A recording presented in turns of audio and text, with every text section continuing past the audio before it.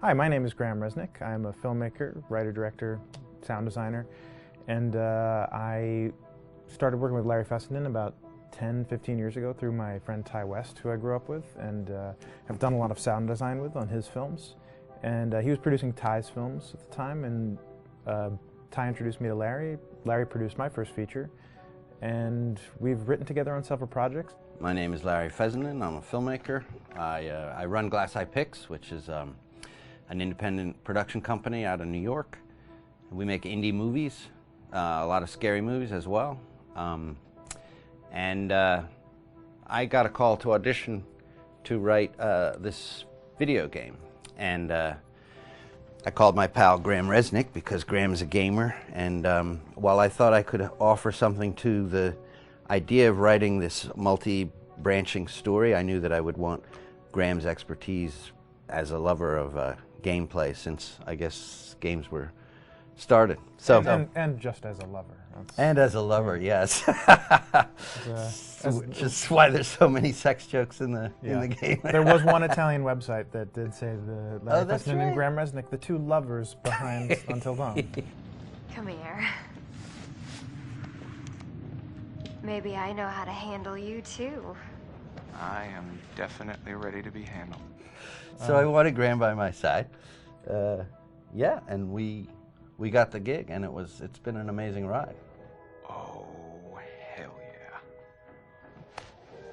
yeah.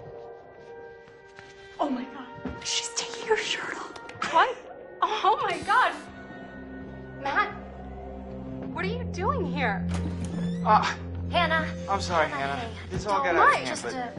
So in the game, the basic setup is that a year prior to the game's start, all these kids had gone up to a ski lodge that was owned by the parents of one of the kids, or a couple of the kids, and some of the teenagers played a prank on some of the other teenagers, and the terrible tragedy occurred when a few of them, two sisters, ran out into a blizzard, and were never seen from again.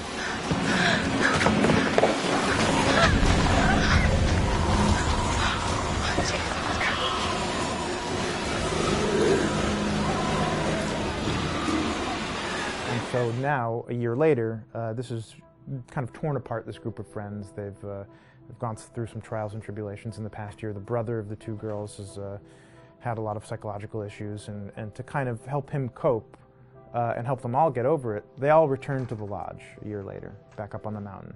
And the idea is to get over it, but... the healing does not begin. Yeah, and these kids are all trying to find themselves. They've been through a trauma, but in general, they're just teenagers trying to figure out who they are. So they're all kind of falling into the patterns, the stereotypes, the characters they see on TV and in the movies. I think we were very interested in taking genre tropes and kind of making them sort of refresh them.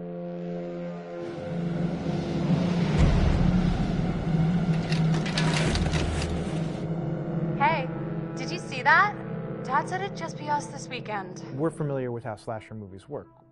Most people have seen some horror movies, and we have established notions and preconceptions about the roles of the players in horror movies and how they talk and how they get killed and how they have sex.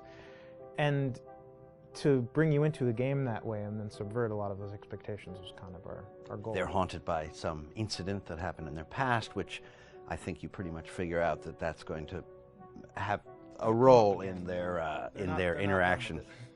Yeah, so I think what was fun was we take some sort of stock characters and we try to give them some shape, but at least at the beginning they're recognizable in the way of groups of friends. There's the jock and the bitchy girl and the rivalries between everyone. And oh my gosh, and really fun characters too. Like we just had so much fun living in the minds of these characters through writing the script.